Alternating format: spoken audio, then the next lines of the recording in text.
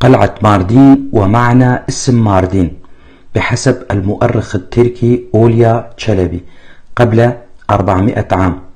يقول في كتابه أن يونس عليه السلام وقومه كانوا كردا، ويتحدث المؤرخ عن القلاع الكردية حيث تتميز كل مدينة كردية بوجود قلعة فيها بشكل تقريبي، ويصف أرض كردستان بالأرض المقدسة، وخاصة منطقة الجزيرة المحصورة بين فرات ودجلة، وأنها قطعة من الجنة.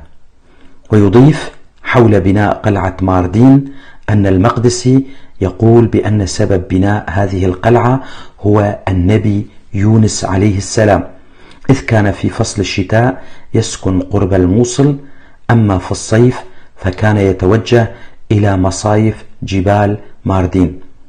إلى الآن يوجد كهف في جبل ماردين توجد داخله تكية تسمى بتكية النبي يونس، وفي تلك العصور كان هذا الجبل يسمى بجبل قوش.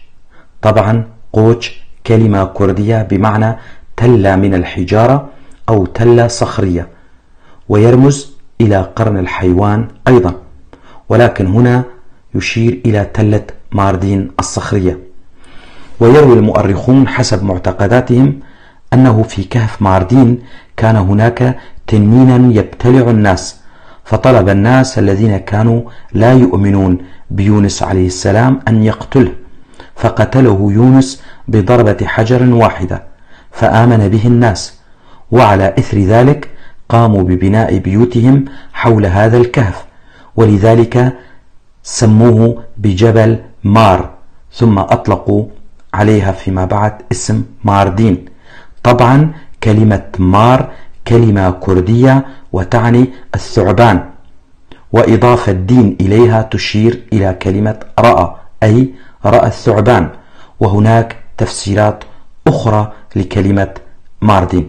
كل هذا بحسب المؤرخ التركي أوليا تشلبي.